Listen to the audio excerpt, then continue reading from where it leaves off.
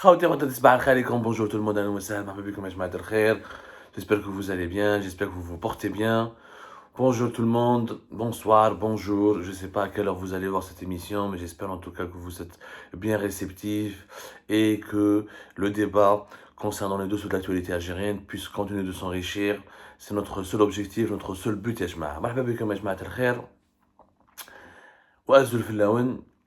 Je voudrais parler d'un phénomène qui a marqué l'année 2022. Ce phénomène concerne la direction générale de Sonatrach. J'ai fait un calcul. Et à la suite d'une enquête que nous sommes en train de mener, savez-vous que durant l'année 2022, Sonatrach a signé 52 mémorandums d'entente. 52 mémorandums d'entente, ou ce qu'on appelle, nous, un protocole d'entente. MOU, plus exactement, MEO, là en anglais, Memorandum d'entente, protocole d'entente. 52.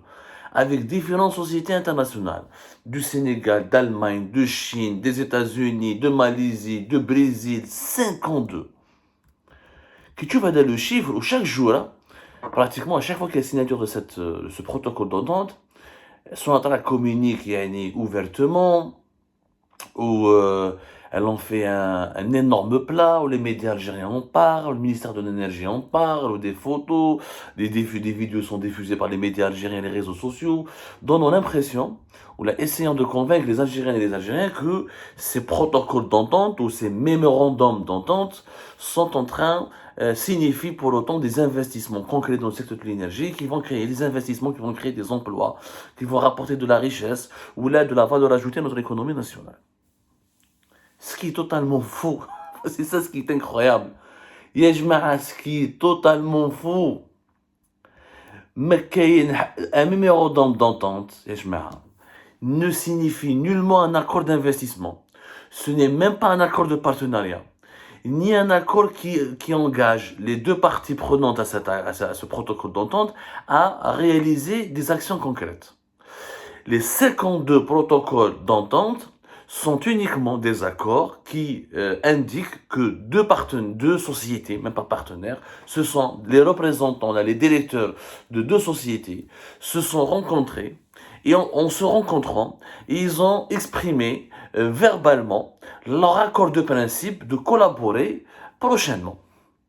Voilà. هذا ما كان كاين بروتوكول دونطون سي تلاقينا شربنا قهوه شربنا لاتاي شربنا اون بيير شربنا ان فيغ دو فان شربنا كاس البن كيما حبيتو chacun selon son idéologie وتفاهمنا à la fin باللي on va étudier la possibilité ou l'opportunité de travailler ensemble. Mais il n'y a aucun engagement concret dans un protocole d'entente.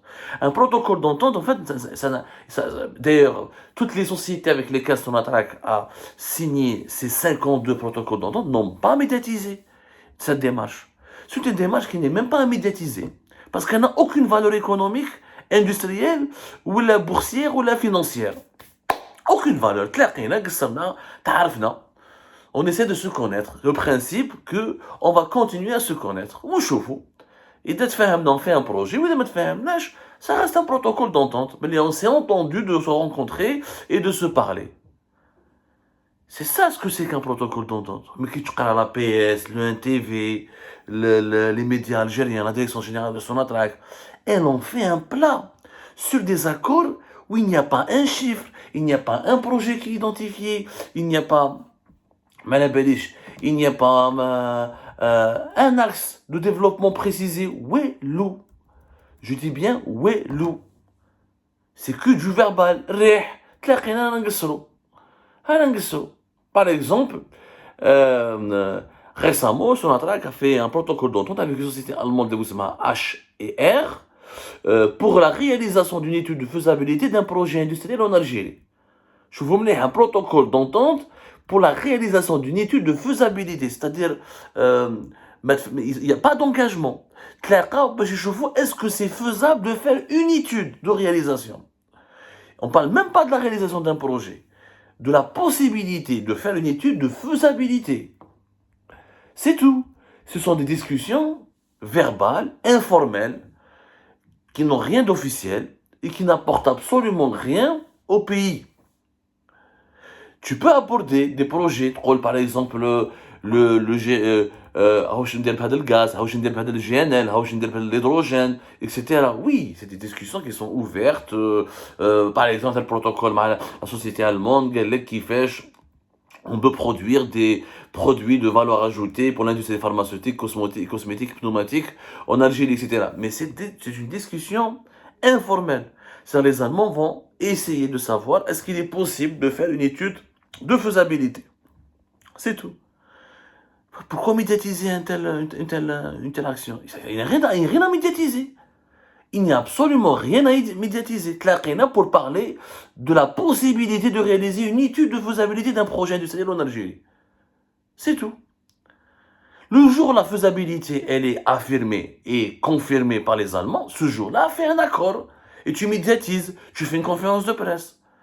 52 accords, je dis bien, سحسبناهم في Algérie Pass. 52 accords. Des accords verbaux. Pourquoi autant de médiatisation autour de ces accords? Parce que la direction générale de Sonatrach ne fait rien. Parce que depuis 2020, la date de l'installation de cette nouvelle administration qui dirige Sonatrach jusqu'à aujourd'hui, cette fin d'année 2022, pas un projet sérieux n'a été accompli. Le GNL, le gaz naturel liquéfié, on en a parlé sur Algérie Part. Au moment où il s'est pris, ont augmenté, ont atteint des records historiques durant cette année 2022. L'Algérie a cassé sa production et elle a plombé ses exportations. Et nous avons perdu beaucoup d'argent alors que le GNL, il va nous rapporter les années précédentes entre 3,4 jusqu'à 3,4 à 3,7 milliards de dollars et que cette année, il aurait pu nous rapporter, voire le double, jusqu'à 7 milliards de dollars. Et nous avons bousillé notre outil de production nationale du GNL pour libérer un peu plus de gaz naturel via gazoduc jusqu'à l'Italie. Donc pour les beaux yeux des Italiens, on leur a vendu un gaz à un prix beaucoup moins cher, puisque le GNL, sa valeur réellement sur le marché mondial, elle est 10 fois, pour ne pas dire 40 fois, elle est en termes de, elle est 4 ou 5 fois plus élevée et plus onéreuse que le gaz naturel qui est vendu via les gazoducs. La production nationale du pétrole, mais il n'a même pas 1 million de barils, aucune nouvelle découverte, aucune nouvelle mise en service de nouveaux gisements et de nouveaux puits. Tous les gisements qui ont été explorés ou là en cours d'exploration, ce sont des projets qui ont commencé avant 2020, à l'époque de l'ancien régime Bouteflika. Les unités de production industrielle des produits pétrochimiques, le projet de Erzurum avec Total, toujours des retards de 3 ans maintenant. Le projet d'un complexe gazier Fiskikda, Habs, le projet avec les Turcs de Renaissance en Turquie, aucune évolution. Des mésententes avec plusieurs partenaires étrangers. On a donné plusieurs marchés à des Chinois qui m'ont ajouté GNL de Skikda et les chantiers ont connu des retards importants pour ne pas dire extraordinaires. Algérie Part a parlé de tout cela durant toute l'année 2022. Durant toute l'année 2022, nous avons fait des révélations documentées, factualisées, vérifiables et vérifiées sur Sonatrach, la direction générale de Sonatrach, sur ses ratages, sur ses maladresses et sur les sabotages dont elle est à l'origine à cause de ses bêtises dans la mauvaise gestion des gisements des hydrocarbures de notre pays. L'Algérie, durant l'année 2022, a fait le plus grand ratage de son histoire depuis l'indépendance du pays.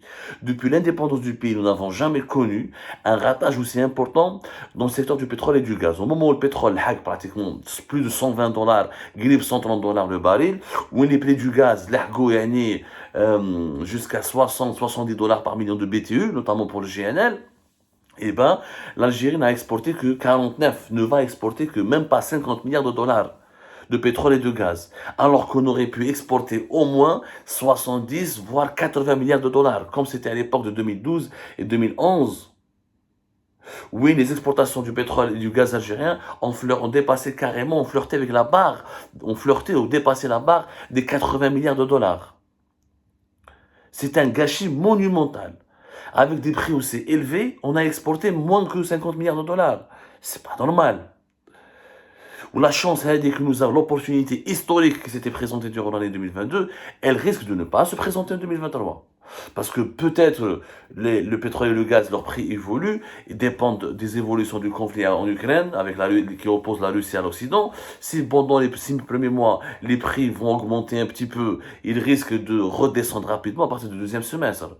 Ou lui, cette fin d'année, depuis pratiquement les 3 derniers mois de l'année 2022, les prix du baril du pétrole, 90 dollars, 100 dollars, ou bien 90 à 95 dollars le baril.